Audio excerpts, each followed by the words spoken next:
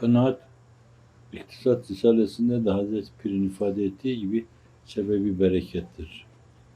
İktisadi yaşama, dengeli yaşama, ihtiyaç ölçüsünde alacağı şeyleri alma, kullanacağı şeyleri kullanma, israftan sakınma, Cenab-ı Hakk'ın verdiği şeylerle وَبْتَغِي ف۪ي مَا اَتَاكَ اللّٰهُ دَارَ الْآخِرَ diyor.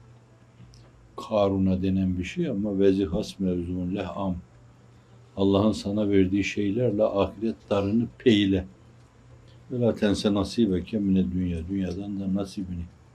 Biraz diyerek orada mali vermek uygun olur.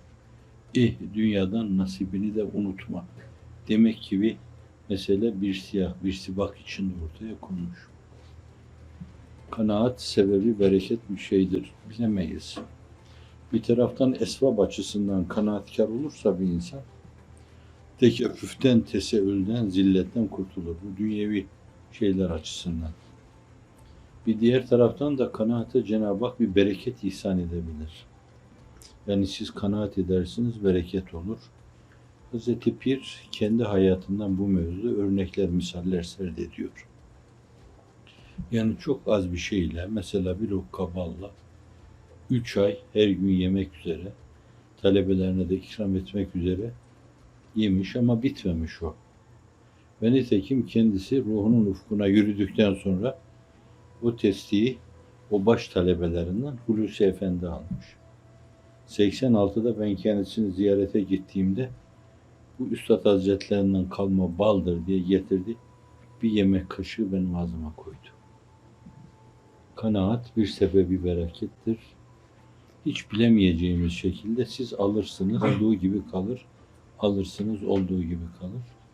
Burada yakın dairede cereyan eden şeylerden de misaller irade etmek mümkündür ama ben onları şimdilik geçiyorum.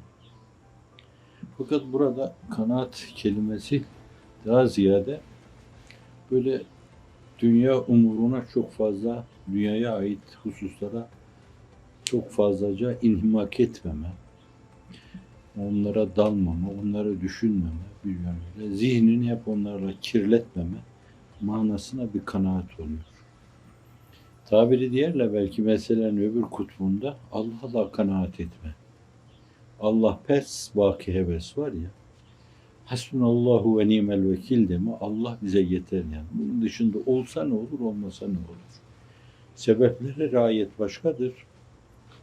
Fakat onların getirisini çok önemli görme başka bir meseledir.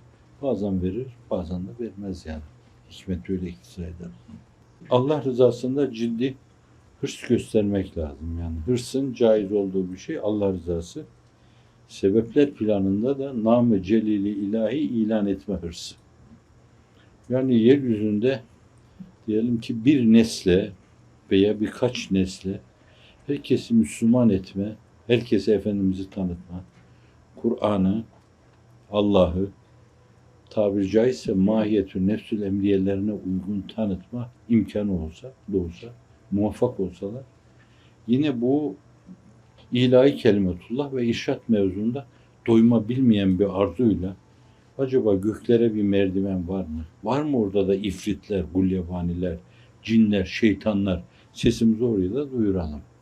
Yani müminde sebep bu ama gaye ölçüsünde bir sebeptir bu. Bu sebepte bile böyle şiddetli bir hırs olmalı. Meseleyi kabul ettirme değil. Esasen o vazifeyi yapma mevzunda hırs olmalı. Ölesiye bir hırs olmalı.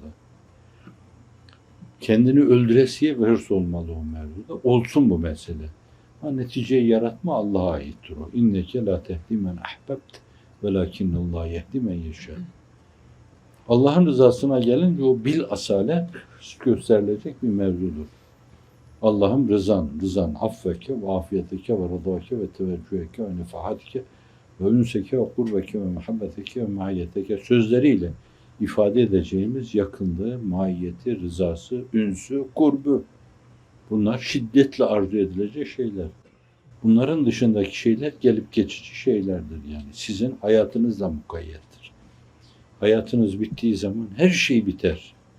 Öyle bir güzele dilbeste olmalı ki bitmesin, sararmasın, solmasın, sizi terk etmesin. ve size dostluğu, mahşukiyeti ebediyen devam etsin. Bu açıdan rıza ilahide, mahiyeti ilahide hırs göstermek lazım. Doyma bilmemek lazım. Ahiret arzusunda da öyle olmalı insan. Çünkü bir yönüyle bizim arzu ettiğimiz şeylere hakikaten hakkal yakın mertebesinde ulaşma ancak o köprüden geçerek olacak. Yani mesela diyoruz ki la siyama Allahümme rü'yetike ve rıdvaneke. O köprüden geçmeden olmuyor. Yani ahiret köprüsünden geçmeden ne rü'yet oluyor ne rıdvan oluyor.